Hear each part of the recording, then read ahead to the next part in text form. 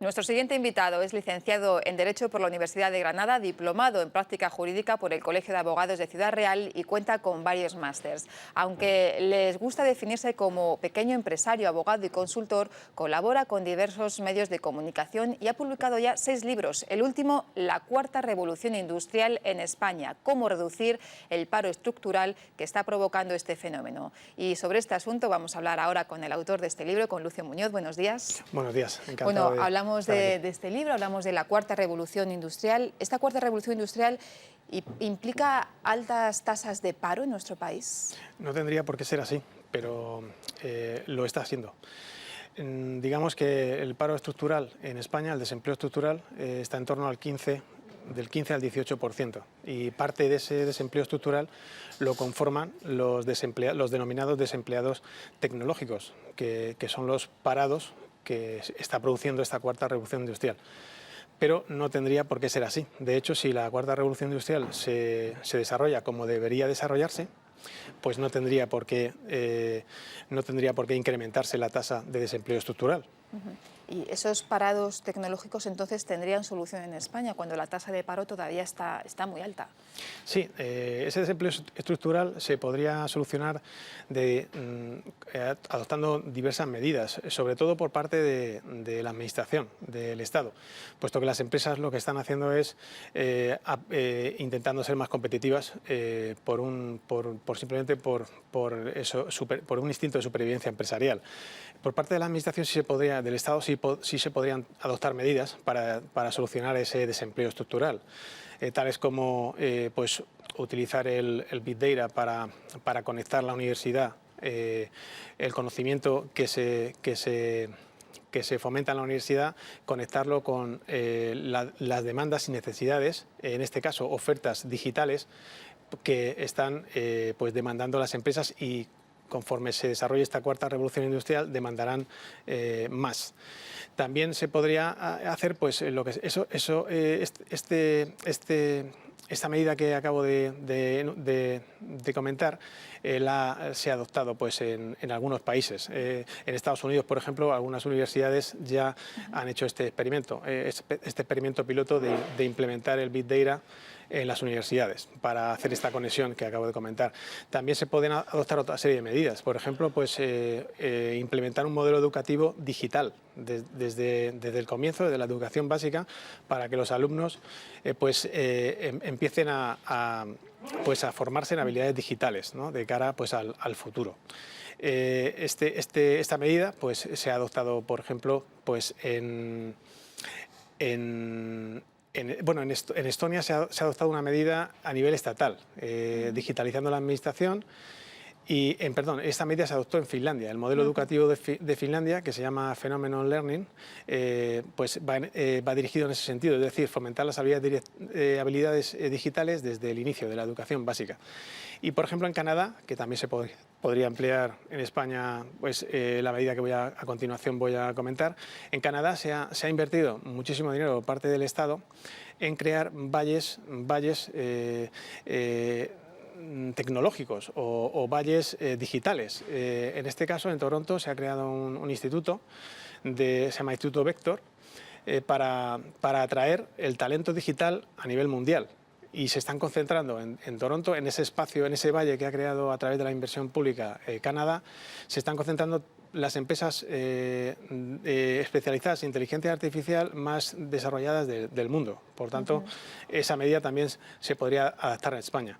Y por último, además de las medidas adoptadas en Finlandia con el Phenomenon Learning, en Estonia con la digitalización de la administración y en Canadá con el fomento de la inteligencia artificial para potenciar el empleo y atraer inversión externa, habría una cuarta medida que se podría adoptar en España, no copiada de otros países, sino que se podría implementar aquí directamente, que es pues, implementar en el mercado laboral un modelo flexiseguro, ¿no? Flexiseguro digitalmente. También eso ayudaría a reducir este desempleo estructural que está creando pues, la cuarta revolución industrial. También porque esta cuarta revolución industrial no se está desarrollando en España como se debería desarrollar, por diversos motivos, entre otros porque en España hay otros problemas actualmente, ¿no? Y el Estado pues, se tiene que dedicar a solucionar otros problemas que tenemos y no este. Entonces, digamos que la cuarta revolución industrial en España está retrasada con respecto a otros países. No a nivel de multinacionales, pero sí a nivel de pequeñas empresas, de pymes, familiares, que son el 85% del tejido industrial español. Porque estamos hablando de que sería así la revolución tecnológica y estamos hablando también de la sustitución de los trabajadores por máquinas, como se hizo también en la revolución industrial, ¿no? Sí, bueno, las tres revoluciones industriales anteriores han producido un efecto parecido. Pero este fenómeno, que es global, aunque en cada país tiene sus particularidades propias, valga la redundancia, pues es un fenómeno producido por una disrupción, una transformación tecnológica, de la cual se derivan pues, diversos procesos, como son la inteligencia artificial, de la cual he hablado antes, la robotización, la digitalización sobre todo, los procesos de automatización en las empresas a nivel de áreas de gestión, y otra serie de procesos, la computación cognitiva, el Big Data, etc. Esta cuarta revolución industrial lo que hace es fomentar la competitividad, potenciar la competitividad de las empresas, haciéndolas muchísimo más competitivas. Es más productivo un robot o un proceso de gestión digitalizado o cualquier otro proceso de gestión tecnologizado, valga esa palabra, que un empleado, por ejemplo, o una plantilla de empleados dados de alta en la seguridad social y con todos los costes laborales y salariales que implica. Por tanto, sí que es cierto que las empresas pues, están reduciendo el tamaño y también, evidentemente, pues, están produciendo pues despidos en base a esta transformación tecnológica, pero no tiene por qué representar un problema, puesto que igual que se están quedando obsoletos algunas posiciones laborales, tal y como ha pasado en las anteriores revoluciones industriales, pues también se crearán, y se están creando de hecho, nuevas posiciones laborales que hasta ahora desconocíamos. Por lo tanto, se pueden reciclar, ¿no? Exactamente. Los parados que son consecuencia de esa revolución se pueden reciclar. Exactamente. Un desempleado tecnológico o un desempleo estructural tecnológico puede reciclarse, por supuesto. Lo primero que tiene que hacer es una labor de introspección, de estudio, de adelantarse al futuro, una especie de intuición, para saber qué demandará el mercado laboral en el corto plazo, porque la revolución industrial, la cuarta revolución industrial está ya aquí, está desarrollándose, sobre todo en el sector industrial, en el sector bancario, que son muy innovadores. Y estos desempleados, lo primero que tienen que hacer es ese ejercicio, ¿no? para saber cuáles serán las posiciones laborales del futuro y cómo se pueden adaptar a ellas. Empezando básicamente por conocer las habilidades digitales básicas, que son las primeras que tienen que aprender, ¿no? Para adaptarse a este mercado digital. Pero sí que tienen que hacer una labor también de reinvención y de adaptarse al mercado digital. No pueden hacer otra cosa, pero no tienen por qué quedarse obsoletos, desfasados y renunciar a conseguir un puesto de trabajo, porque no es así. Lucio, ¿y el autoempleo es viable? El autoempleo es viable, por supuesto, pero hay un problema en España que es pues una especie de boom del emprendimiento que quizá ha explotado ya. Producto de la desesperación, más que nada. Se ha producido pues, un movimiento que es el siguiente. Muchos desempleados han capitalizado el paro y han montado negocios tradicionales.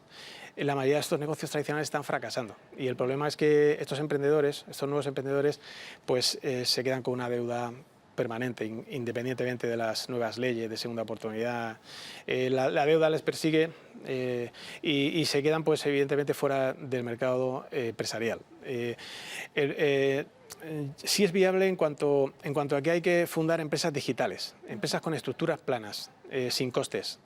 sin costes, con, digamos, un inventario cero, sin stock, bajo demanda y sobre todo de venta online, ¿no? Empleando la venta online, aunque se pueden hacer planes de negocio en los cuales implementar planes estratégicos con estrategias multicanales, es decir, combinando pues una tienda digital con una tienda física, en el caso, por ejemplo, del sector del comercio. Incluso se puede prescindir de la tienda física. Vamos a tener en cuenta que se puede vender fuera de España incluso simplemente a través de una web. Por tanto, ese es el modelo de negocio que muchos emprendedores deberían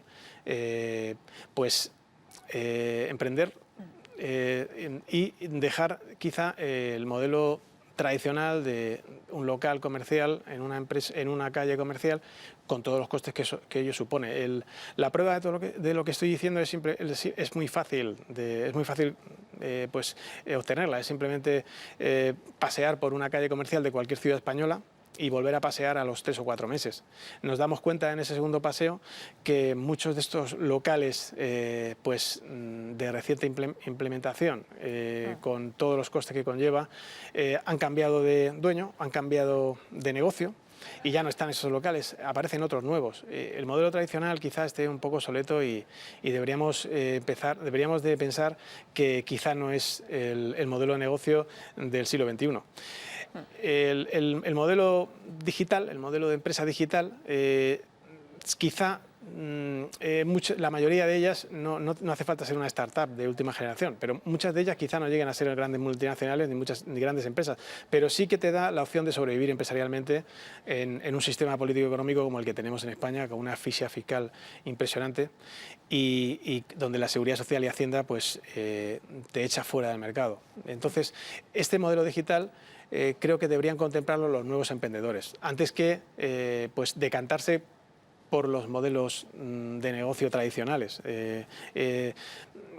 No me voy a extender en este tema porque se sale fuera de la cuarta revolución industrial, pero sí que es una opción el emprendimiento, por supuesto. Además que la mayoría de estos desempleados, no solo tecnológicos, sino no tecnológicos, tienen que contemplar esta opción del emprendimiento, igual que la solución de freelancer, porque en el mercado cada vez más va a haber una competencia entre los sistemas de gestión digitalizados de las empresas que van a sustituir a muchísimos empleados, los empleados del sector privado, los freelancers. Esa competencia va a ser brutal y la tienen perdida de antemano los empleados del sector privado, de las empresas privadas, puesto que son menos productivos que cualquier sistema de gestión digitalizado y que incluso un freelance. También las empresas también, otro efecto de esta cuarta revolución industrial es que las empresas también se están decantando por externalizar procesos, llamado outsourcing. En ese sentido, el freelance o los freelancers cobran mucha importancia, tanto en cuanto un freelance siempre es más productivo, además aporta una solución de negocio que quizá un empleado de la empresa privada estándar no la aporta. Y reduce muchísimo los costes. Por tanto, esa también va a ser la transformación del mercado laboral, va a ser una consecuencia también de la cuarta revolución industrial, donde va a haber una brutal competencia entre, digamos, robots, pero tampoco quiero personalizar esta cuarta revolución industrial en los robots, porque no es así, es solo un proceso más de transformación tecnológica, pero sí la entrada de freelancer, que van a competir con estos empleados del sector privado, que muchos de ellos conformarán este paro, este desempleo estructural del que estábamos hablando. ¿Pero eso puede suponer menor calidad en las condiciones del empleo para los trabajadores? Sí, bueno, estas condiciones laborales de menor calidad ya se han producido, ¿no? La reforma laboral la reforma laboral de 2012 sí que ha frenado el ritmo de destrucción de empleo que se empezó a producir en el 2007, que fue el año en el que se inició la crisis financiera, la crisis económico-financiera, aunque en España yo creo que es una crisis producto de la política, más que de la economía, pero ese es otro tema. Sí que ha frenado la destrucción de empleo, ha facilitado la contratación pero también, evidentemente, como flexibilizó pues las relaciones laborales a través de una modificación de las condiciones laborales, precisamente para no dejar en desempleo a la plantilla cuando una empresa pues contemplaba pérdidas o reducía la facturación. En ese sentido, esas condiciones laborales se han flexibilizado y para adaptar a la plantilla a la nueva situación de la empresa y no tener que cerrar la empresa y no tener que despedir a la plantilla, pues esas condiciones laborales se han devaluado. Ha habido una devaluación salarial importante en España. Por tanto, esas condiciones ya se han producido. Es decir, en las condiciones laborales digamos, peores, ya se produjeron y no tienen por qué achacarse a la cuarta revolución industrial, sino que son producto, digamos, de la crisis, más que de la reforma laboral en sí. Pues Lucio Muñoz, muchas gracias por acompañarnos y con este libro que acaba de terminar, que lo tiene ahí, que lo enseñamos, que es La Cuarta Revolución Industrial gracias. En España. Sí, Ese es el lo libro. dejo aquí. Pues muchísimas gracias por habernos acompañado y muy buenos días. Gracias a usted.